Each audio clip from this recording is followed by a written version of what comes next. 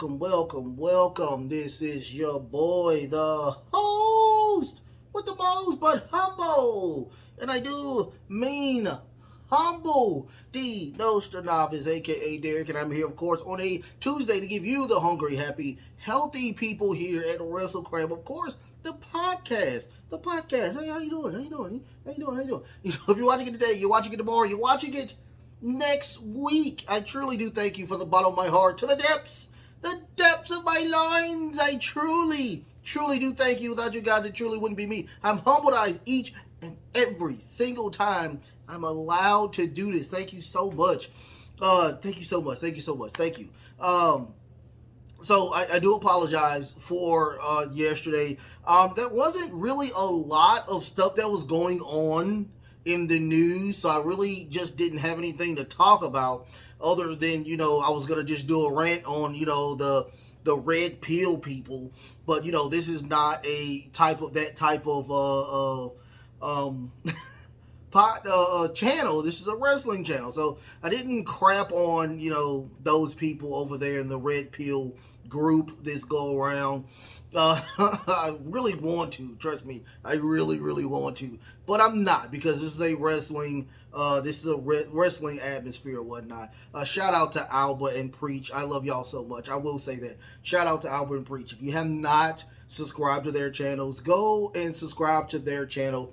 I love them to death or whatnot. But other than that, another shout out to Omos for getting married over the weekend, and also was it Madcap Moss and Emma? I thought that was a fake thing. I thought that was fake. I didn't know that was real. He proposed to her or whatnot. Shout out to those two as well. It is just love in the air when it comes to wrestling. It is a great thing. Good congratulations to both of those people. Also, do not forget about my Facebook group page, Wrestle Cram Super Club. Also, do not forget about the Friday show. Don't forget about the Friday show, you guys, where I am getting all of your questions answered. And we'll have a great time over there as well. Don't forget to go to the community tab, where I do have it out and available for y'all to consume and have a great time with that. And also the Wrestle Cram Super Club. I'm posting on there on a religious level, so do not forget to go over there and have a great time over there as well. Also, do not forget to like, share, and subscribe. Send those comments. Have a great time over there with that. Today we're gonna talk about a AEW star rejecting some type of gimmick, or not a gimmick, but some type of angle or whatnot. We're gonna talk about him. We're also gonna talk about one of the people that I think is very funny, Lacy Evans. We're gonna talk about her and her having beef with Sergeant Slaughter's actual blood daughter.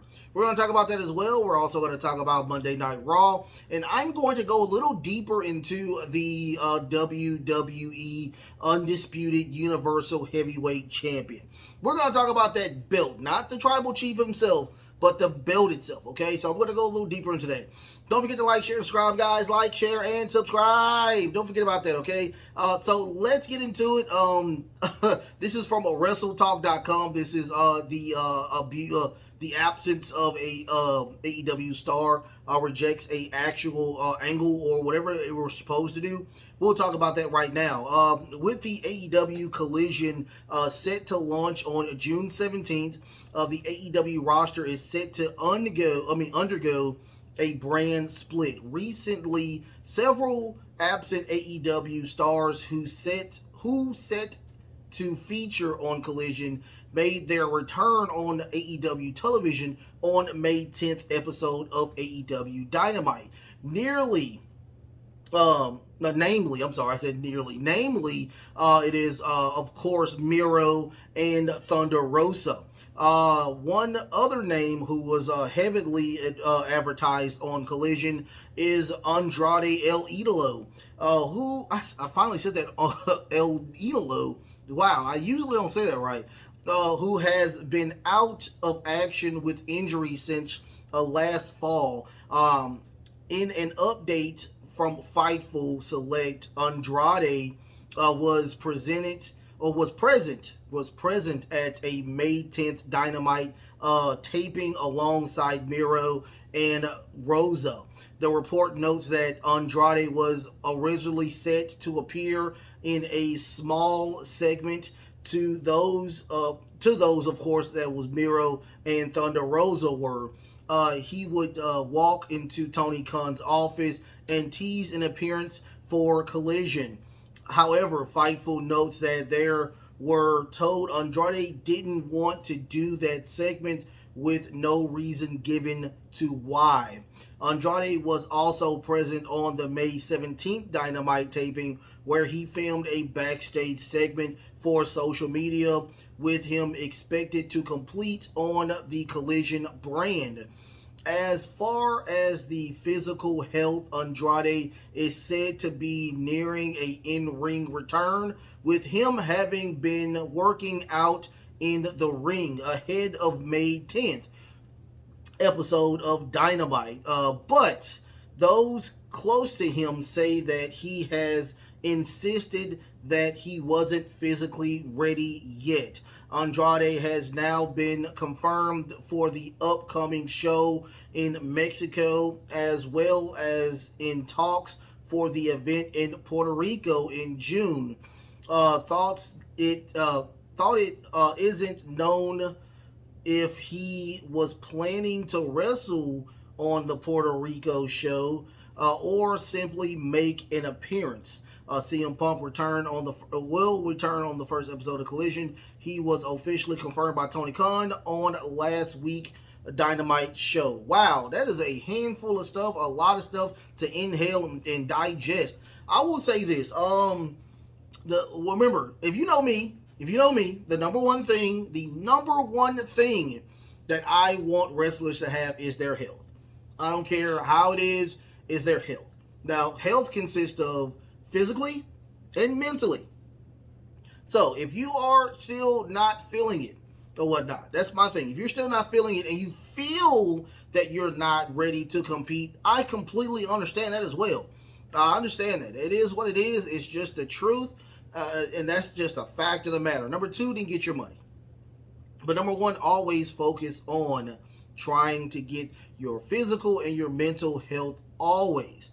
So I can only go for what I see, and apparently I didn't know that he was injured at the time, but apparently I thought he was suspended due to the fact that he was going against Sammy Guevara. Sammy Guevara had that issue a while back, and he called him a little girl and all of that situation. That's what I thought the situation was, but apparently he was actually injured. And just last time I checked, I see him. Him and his beautiful bride, or his beautiful wife now, Charlotte. They're doing beautiful things. They're having a great time being married. Now I know that partness is kind of eating at him as well. Trust me, I know. I know. So I understand the situation with all of that and the heartache and the pain with that situation, but I also know that you need to make your money. And if you are not ready to compete, Tony Khan, listen to me. I know you look at the show. Trust me, if he's not ready, he's just not ready. Okay, now, just because, you may get some doctors saying that he is clear, he's ready to go, then mentally, it might be a mental issue. So he may need to go to a psychologist, a sociologist, something that can let him figure out if something is actually wrong with his situation. Once again, much love to Andrade, much love to the family, much love to everybody over there in that situation. I'm happy that he is back. I'm happy that he is a part of AEW. I am happy that he will be a part of Collision. I am. I think that this Collision show can be a really fun show the way it's looking. And with the hard-hitting names with Powerhouse Hobbs and Orange Cassidy, and of course CM Punk with Thunder Rosa, and Miro. You got a lot of people that are going to be on this show, and look, it's going to be a very fun show. I would love to have Andrade as an addition to the Collision family and see what happens with that. I love Andrade. I always love Andrade. I really enjoyed him on NXT, not the main roster, because they destroyed him on the main roster. But when he was the champion in NXT, I truly enjoyed it. So I would like to see that Andrade, not the other Andrade. Hold on for 1 second. I see Luffy back there. Luffy is down. So let's get Luffy back up. Hold on.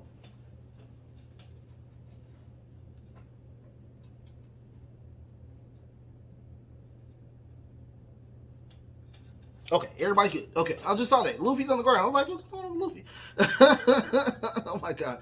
I tell you, life is just crazy. I swear I think I have a haunted apartment, and it's just crazy sometimes when I do stuff like that. So Luffy's back up, he's back and strong and whatnot. I love Luffy. You know, I'm a One Piece fanatic. So on from that to, of course, shots fired between Lacey Evans and Sergeant Slaughter's daughter on Twitter. And this is a complete Twitter war. This is from Cultaholic.com. Do not forget to go check out Cultaholic.com. The last article, my fault, was on WrestleTalk.com. Do not forget WrestleTalk and Cultaholic.com. I do apologize for not giving the sources out first. Oh my god. A blazeful situation, a bizarre situation developed over the weekend as Lacey Evans found her new look on the WWE TV being criticized by Sergeant Slaughter's daughter. Evans appeared on June 2nd edition of SmackDown in a military vest and wrestling a big Sergeant Slaughter hat with the Cobra in front of it on it, as she looked to punch her ticket into Money in the Bank ladder match. Evans ultimately came up short, losing to Selena Vega. While there were no criticisms of Evans' new look from fans, Sergeant Slaughter's daughter, try to say that 5 times fast, took issues with the attire on Sunday night, tweeting. This is her tweet saying that, "No, this is not okay at WWE. Who the fuck does Lacey Evans, of course, at her Twitter handle, think she is? There's only one at Sergeant Slaughter. There's only one Sergeant Slaughter's daughter, and she's just a poser." This this promoted a response from Evans, who replied, your daddy's biggest fan, a United States Marine, and a bad mofo. You know who I am and where to find me." That was Lacey Evans responding. Sergeant Slaughter got involved, saying that Evans oh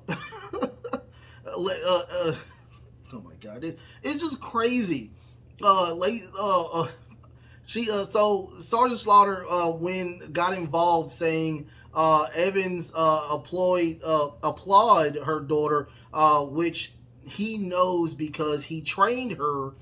Sergeant Slaughter then stated, "You can only leave Camp Slaughter on your feet or in a ditty bag? A ditty bag?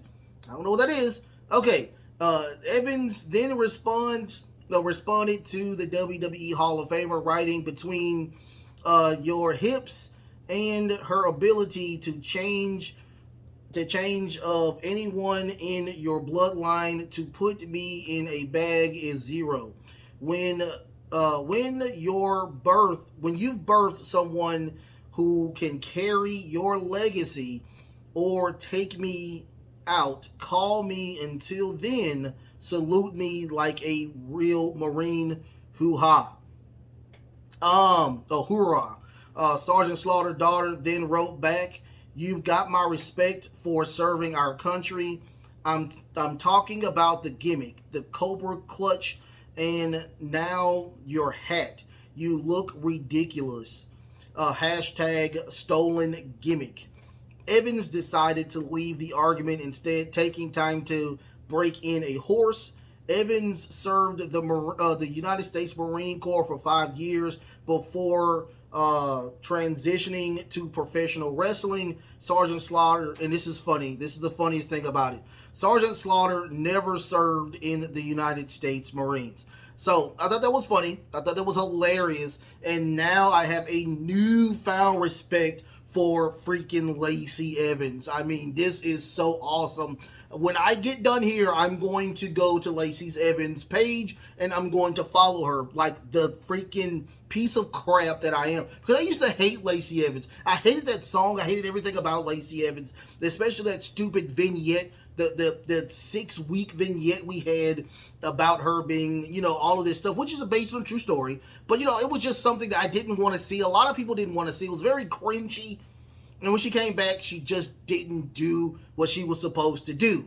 That's the reason why I did not like Lacey Evans. I respect her, of course, because my big brother, the oldest out of all 5 of us, he is a retired Marine. And trust me, the things that he's told me, it is crazy. The Marines is like a different group of people when it comes to any type of branch of the military. So when you going into the Marines, it's an entirely different experience. So when I saw this, when I read the tweets, I was like, I like this. I like this a lot. Bring this to SmackDown, okay? Bring all of this to SmackDown, because I promise you, if this doesn't get her over, I don't know what will. But this is a great a segment. This is a great thing to hear. Hopefully they put all of this into a storyline and we make money off of it, because it is so good. I love it. Lacey Evans, keep doing what you're doing. You have now made a fan of your boy, D. Nostradamus, okay? Great job to y'all over there. So let's talk about Monday Night Raw. Looks like a implosion of Judgment Day as well. Also, we get a funny segment. A great segment. I wouldn't say funny, a great segment. Now we may be having a new opponent for Cody Rhodes. The way since that like Brock Lesnar is probably taking a little time off, we may get a Cody Rhodes and Brock Lesnar match at probably SummerSlam, probably later on in the summertime. So we'll see what happens with that. Also, we got some qualifying matches in the Money in the Bank. So we got those taken care of. Great job with the show. I thought it was a very fun, entertaining show. The reason why I like watching the shows on Tuesday instead of Monday, once again, is because I'm not a fan of the commercials. Not a fan of the commercials. I have a DVR, and it's a great thing to have due to the fact that, you can go ahead and take care of a lot of that stuff. It's a very fun thing. So we got that taken care of. Great job to everybody on Monday Night Raw. Very fun show. And also we got Paul Heyman, who is a part of SmackDown. So it was very weird, once again, with that situation. But let's start. We got Seth Rollins. He opens the show. He was saying, he also said this is a non-stop party.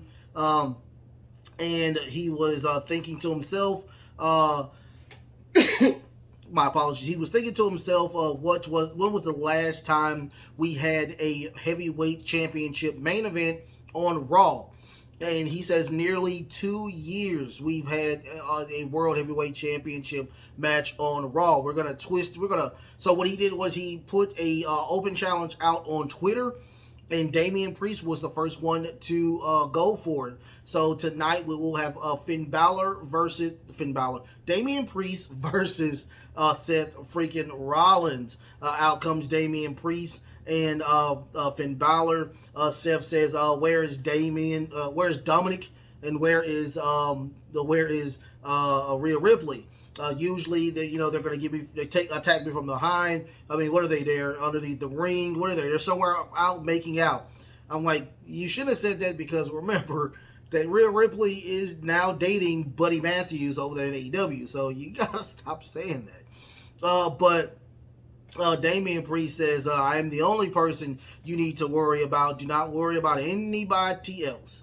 And Finn Balor says, there is, you can put a hold on everything. Trust me, there is nothing you have to worry about. We are going to face you one-on-one.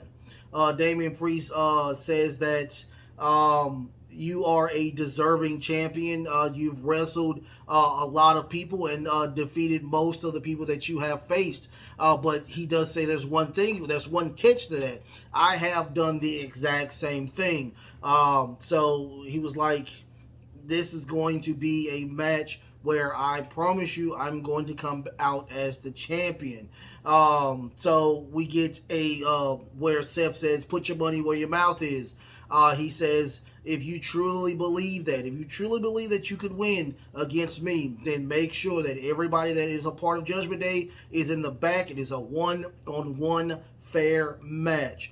Damian Priest, that's where Finn gets in and says, you don't tell us what to do. You don't tell us, what's wrong with you? You don't tell us what to do. And Damian stopped him and said, I'll take that. I'm good with that. Finn Balor's truly upset. He looks awkwardly at Damian Priest, but he says, this will be the shortest reign that you ever have.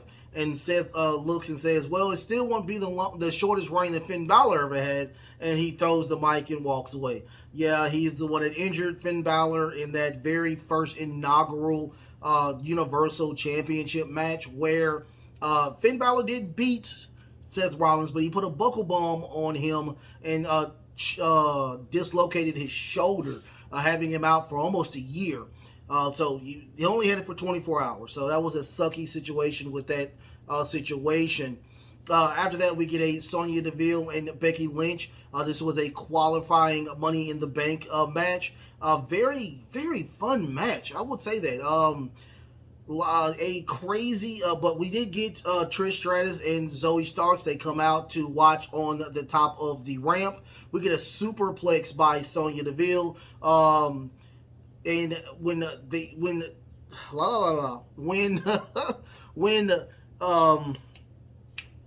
Becky Lynch goes to the outside, we get a crazy bicycle kick by Chelsea Green. Chelsea throws her back into the ring. We get a really nice knee to the face by Sonya Deville, almost a 3 count. But Becky did destroy Chelsea on the outside, throwing her onto the barricade over and over again, almost getting counted out. Also, she does the exact same thing to Sonya Deville. We get a final manhandle slam for her to win and advance to the Money in the Bank match. After that, we get a video package of the 1,000-day reign celebration with, of course, the issue with the Usos as well. If you have not seen that and you want to know more about that, go and look at my WrestleCram Weekend Edition show. I do talk about that, and I'll talk about AEW Rampage as well. So don't forget about that. Plugs. Anyway, let's talk about Kevin Owens and Sami Zayn. They talk about that. I hate that I told you so. Everybody's looking at him. He's like, well, I don't. But you know, it's a great thing that the Usos. Well, of course, Jimmy is getting out of that trance of really horrible leadership. And he's saying that once again, that's not my problem anymore. My problem is, of course. And then Imperium comes in and says, well, yes, you're absolutely right. Bloodline is not your problem anymore. It is Imperium. Kevin Owens gets and says, dude, you broke the unwritten rule again. You keep coming in. We didn't even talk about you guys. And you are consistently doing what you're not supposed to do. In comes Gunther. Gunther says, you need to control your anger. You lack discipline. And Kevin Owens said, okay, well, since I don't have all of this information, I don't do what you think I should do. Me and you in the ring right now, let's face each other. So he's walking to the ring. We get the impromptu match. But before we get that, we get a video package of Chase and Carter being, of course, the longest reigning NXT women's champion of all time. And, you know, just them doing a great job. Well, I mean, I thought they were really good. Chase and Carter is really, really good. But you'll see them in action later on tonight.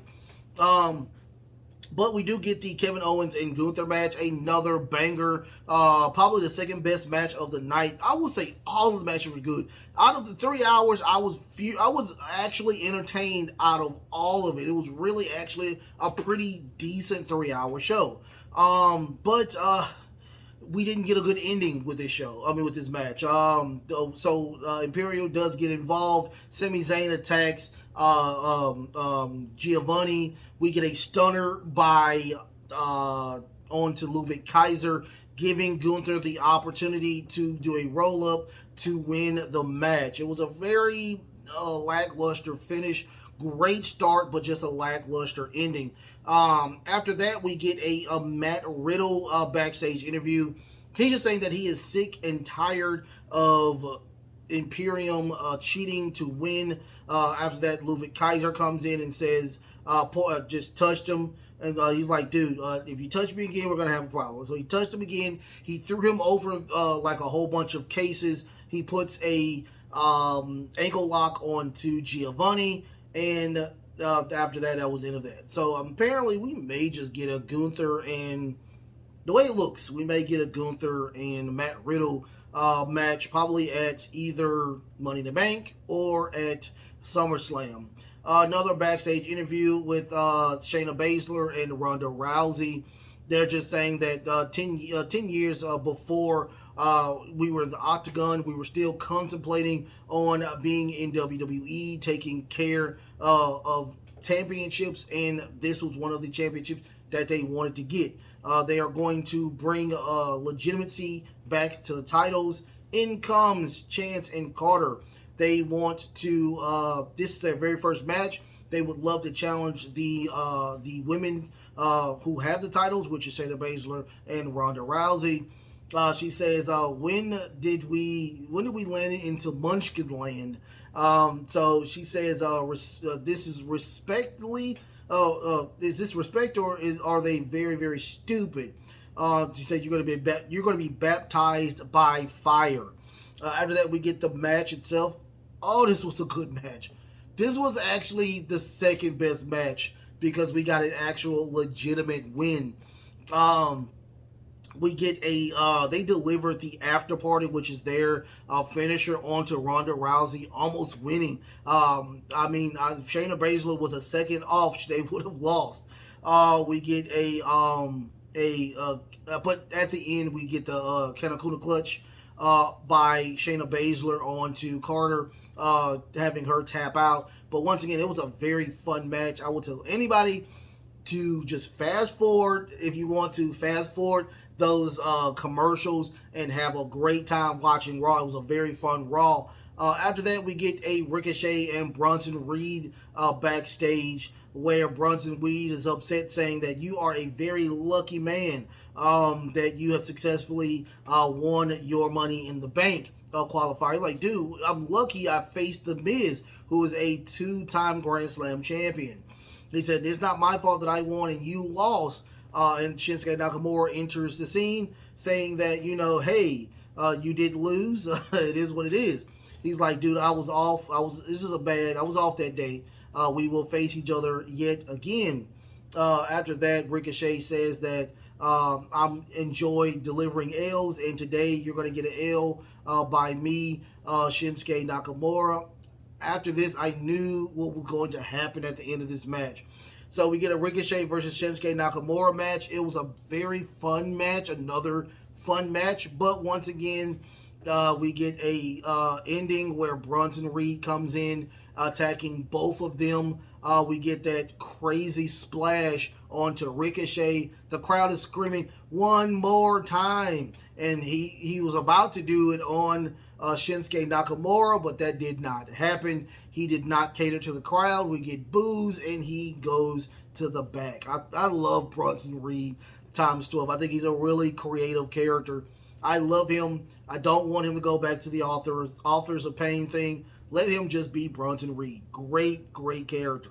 After that, we get a Alpha Academy backstage video package where they are talking about them being brought together, both of them, Maxine Dupree and Chad Gable being brought together by one man, which is Otis. The Beauty, the Brawn, and the Beast.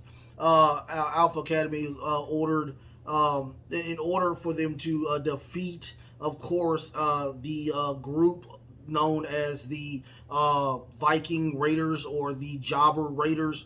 They was like, what is going on? What is their beef? Why are they with us?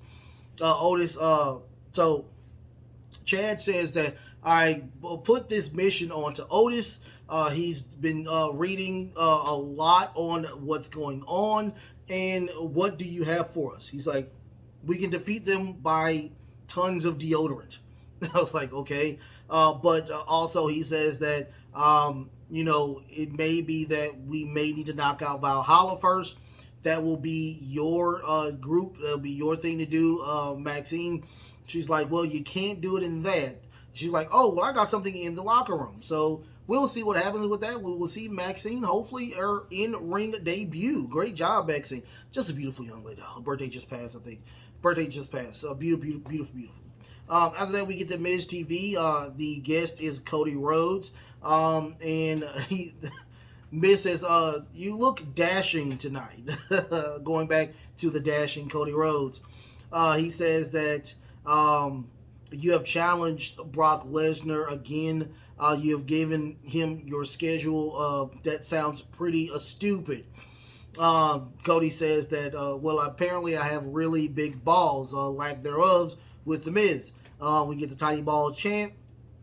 He says that Brock Lesnar is on his annual hibernation and will not be seeing him anytime soon. That's where the Miz comes in and says that I have a super special surprise guest. That's going to be Dominic Mysterio. Out comes him and Rhea Ripley. We get the huge heat chants. The huge heat chants. They are so good. I love Dominic Mysterio so much. He calls Cody Rhodes another deadbeat father. And Cody comes in and says, dude, you talk about your 15 minutes in jail. He said, I also have a bad prison tattoo. He also talks about calling Cody his match between him and Rey Mysterio a public spanking. He says that Rey Mysterio made bad choices. He realized that everybody makes bad choices. But Rey Mysterio, bad choice, reason why we know is because Dominic is in the ring. We get a lot of ooh. So Dominic is about to leave the ring. He gives a super slap to Cody Rhodes and leaves the ring. Cody is truly upset, knocks out the Miz with the cast. Very, very fun segment. I guess we are going to think now that Cody and Dominic will have their match pretty soon. After that, we get Zoe Stark versus Natalya in the Money in the Bank qualifier. Zoe wins with a Z360, giving Natalya probably 105, probably 0 and 8 now. Natalya hasn't won in a while now, so I guess she's just there to get put over the newer group now and whatnot. So after that, we get a Paul Heyman video package, and that's going to be where, of course, we get on Friday, either Jay is going to be a part of the Bloodline or be a part of the Usos. We'll see what happens with that. After that, we get the Indy Sheer. We get that group versus Sheldon Benjamin and Cedric Alexander.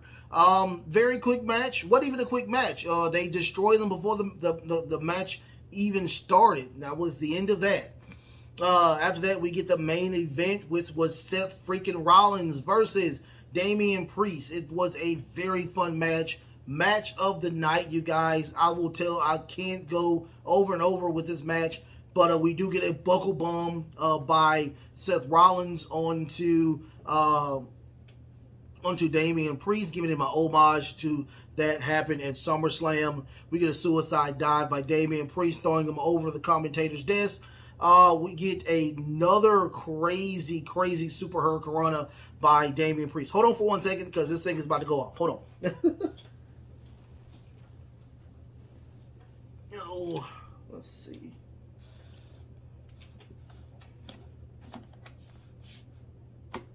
Okay. All right.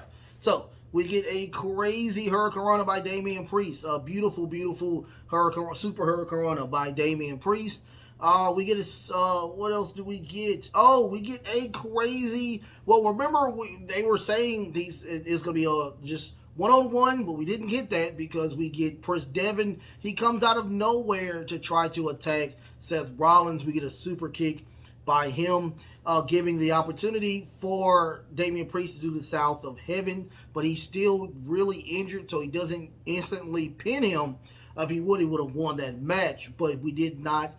We get a 1-2 close 3 count, but that didn't happen. Then we get the nice little combination with Seth Rollins, ending with the stump for Seth to retain. After that, we get Finn Balor coming into the ring, looking at Seth and looking at the title. So it looks like we will have another match between probably Seth Rollins and Finn Balor this go around. So we'll see what happens with that. Once again, it was a very fun match. I enjoyed the match times 12. I can't wait to see the next what we will have with these two, and hopefully Dominic as well will get some type of situation where he will have a opportunity to face Seth freaking Rollins for that title as well.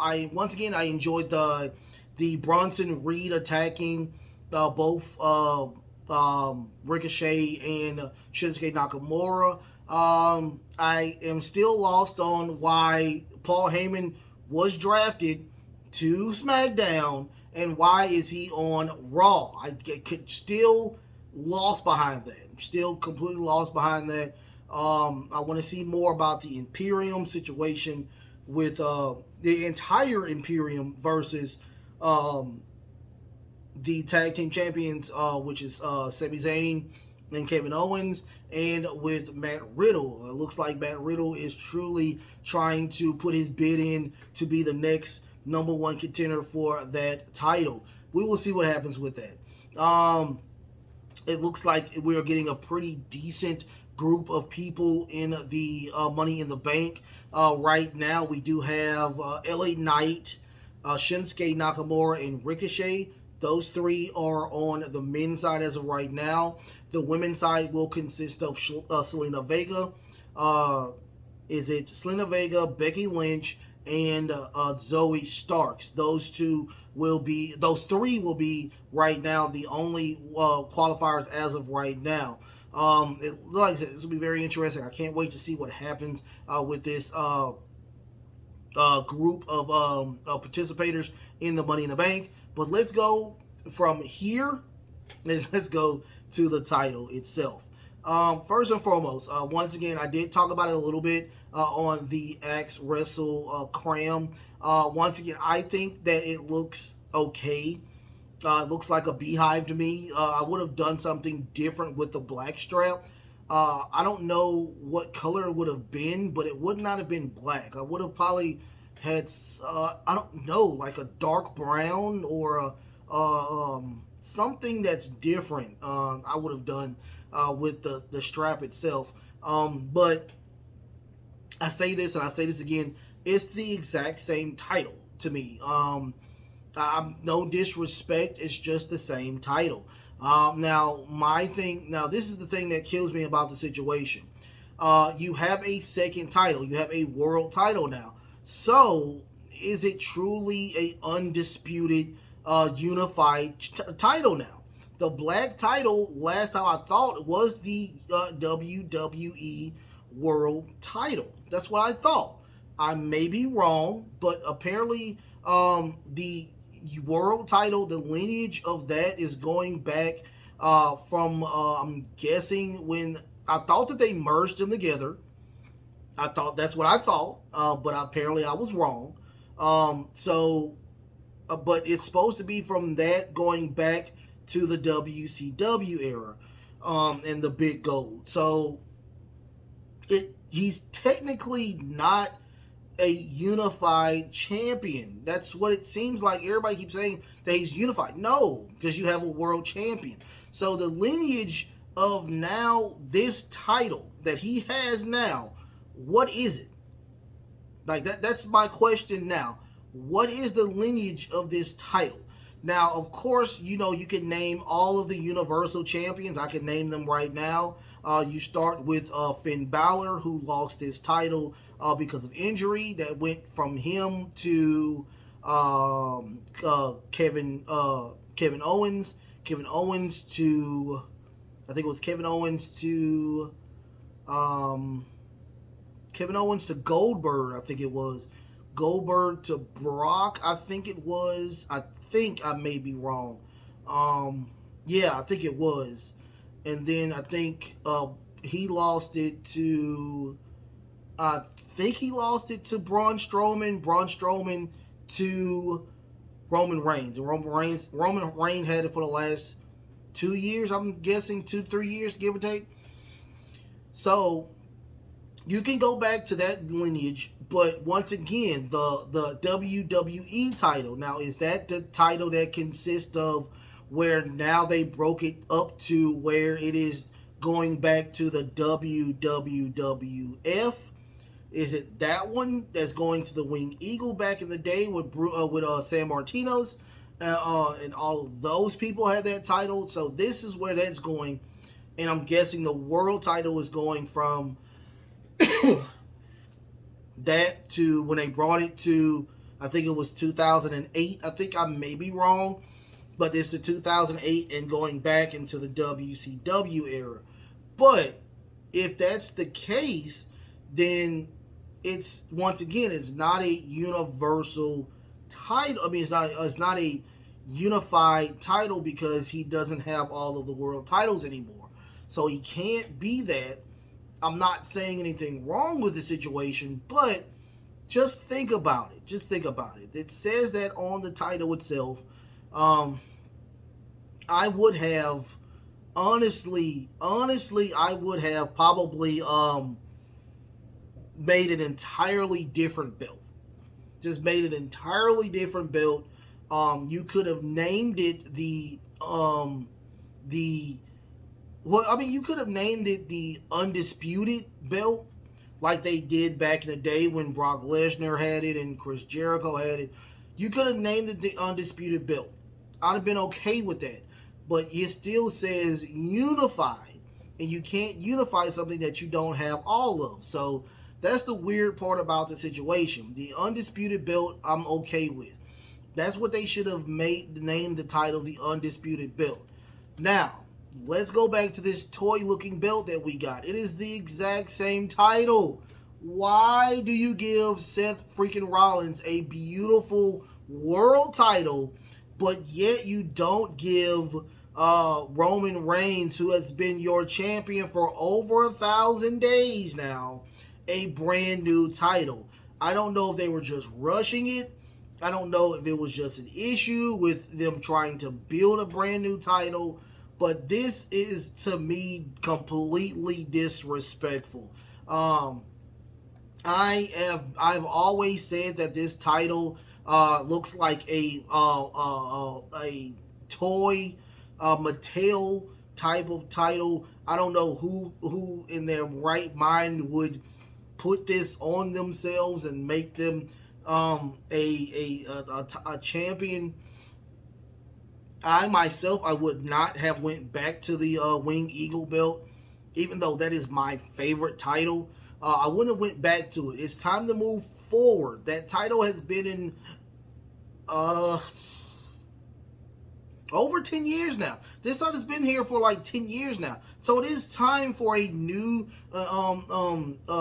title design. Something that is going to say, hey, we appreciate this guy being the champion for 1,000+ days, and he's gonna hold it for even more than that. So I mean, it's to me, it's more of a respect thing than them just making it gold and giving the strap black. Is it better than the Universal title?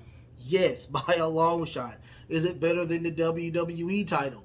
Yes, by a long shot. But it is still the same title. It's just gold and black. I'm getting tired of looking at this ugly belt. Me being a huge belt mark, I think that something needs to change, and it needs to change immediately. Something needs to happen for this, and I really need them to figure out what needs to be taken care of. I mean, much love to the company itself, but it is time for some type of change, and I think that change will start with getting rid of this belt, this giant toy that we have for the tribal chief. Don't forget to like, share, subscribe, you guys. Like, share, and subscribe. Don't forget to get some comments in. Also, go subscribe to my Facebook group page.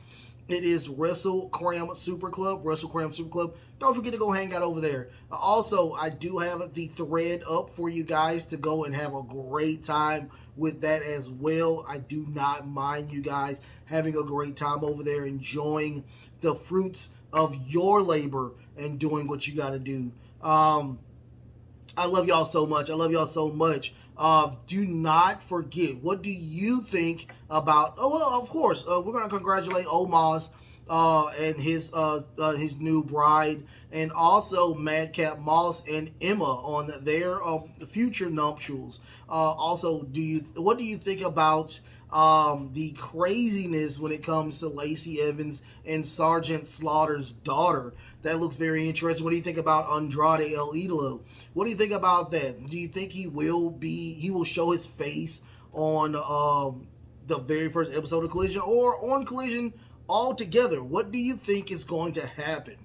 Also, what do you think about my critique of the title and the name of the title? Also, what do you think about Luffy? He's up there right now. He's good. How about that? Don't forget to like, share, and subscribe. The best is truly yet to come. Until next time, love, peace, and of course, wrestling.